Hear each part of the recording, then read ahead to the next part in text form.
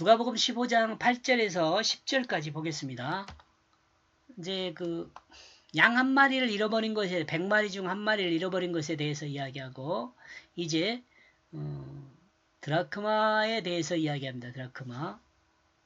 어떤 여인이 10 드라크마를 가지고 있다. 만약 드라크마 하나를 잃으면 청소하며 등불을 켜지 않겠느냐?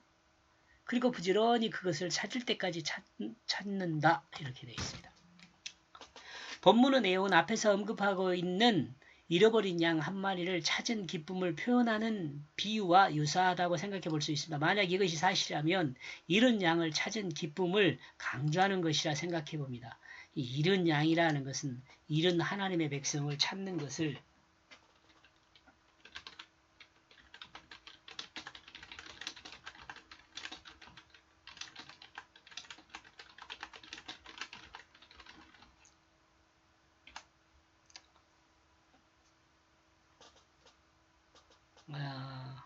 잃어버린 하나님의 백성을 찾는 것을 강조하는 말씀이다.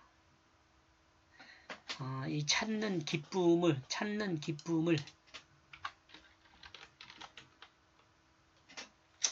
하나님의 기쁨을 이야기해요. 하나님의 기쁨. 나와 여러분이 한 사람이 회개하여 하나님의 뜻을 따르기로 결정하고 사는 사람이 되면 그게 바로 하나님의 기쁨을 드리는 거예요. 10 드라크마를 가지고 있는 한 여인이 한 드라크마를 잃어버렸다. 이때 이 여인은 등불을 켜고 청소를 하며 한 드라크마를 부지런히 찾을 때까지 찾을 것이다.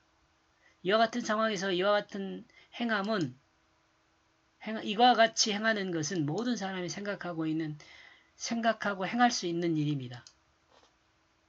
잃어버린 한 드라크마를 찾는 것이나 잃어버린 양 한 마리를 찾는 것이나 이런 건 대부분의 사람들이 이와 같이 행한다는 거예요. 이건 상식적인 일이에요. 이 상식적인 일을 가지고 하나님께서는 이스라엘의 서기관과 바리새인들을 지금 가르치고 있어요.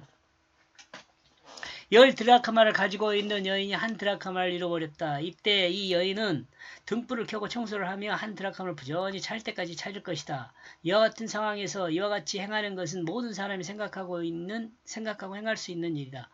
근데 본문 똑같은 내용이네.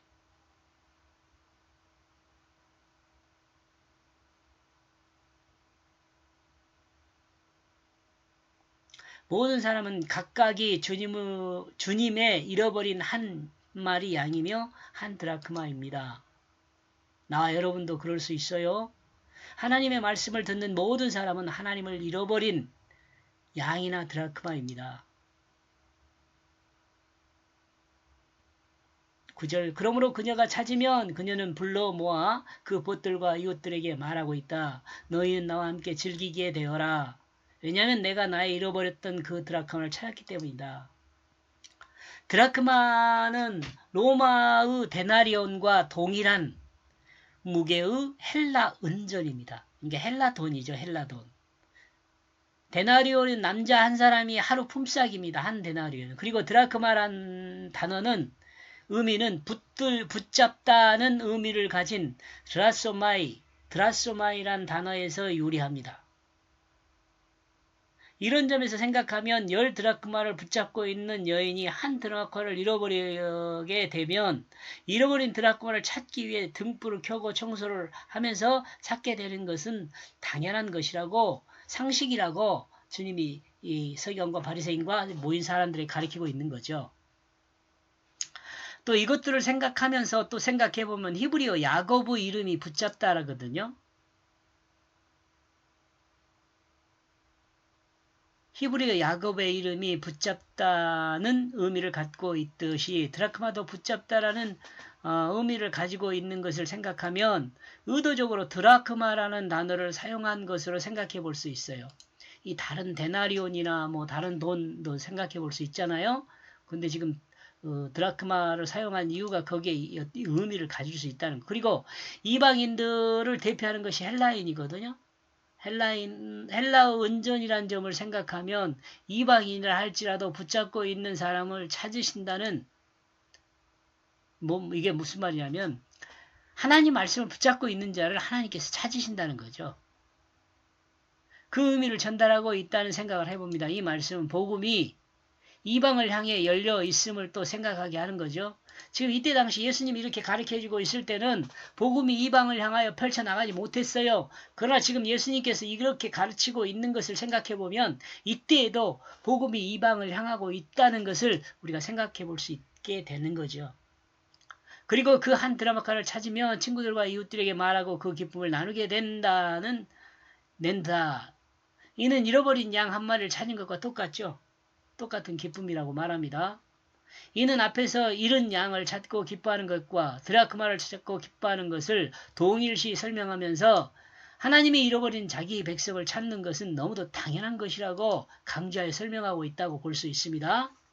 이 비유의 시작은 서기관들과 바리새인들이 자신들을 죄인과 세리와 같이 식탁에 앉게 된 것을 불평하는 것에 대해 예수님이 이들에게 비유로 가르치는 내용입니다.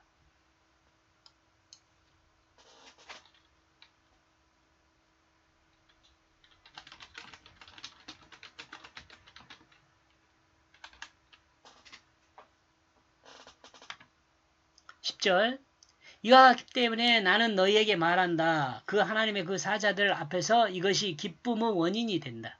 한 죄인이 회개하는 것으로.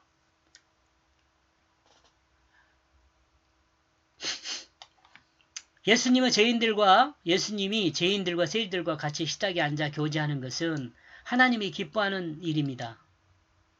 하나님은 사자들을 이 땅에 보낼 때 이것을 상상하고 기뻐하며 보내신 것입니다.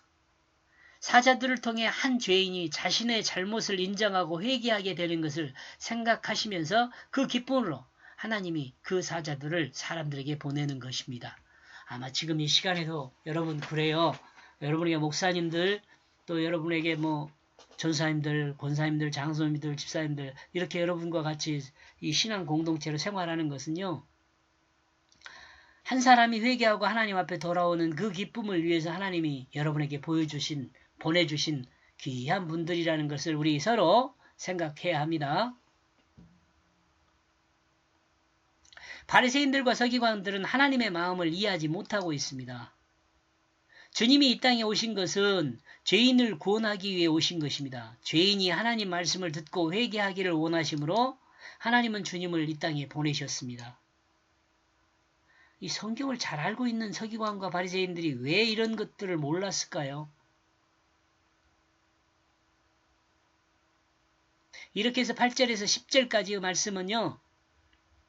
보낸 사자들을 통해 한 죄인이 회개하는 것은 하나님의 기쁨이다. 라고 정리해 보았습니다. 여기까지 보겠습니다. 고맙습니다.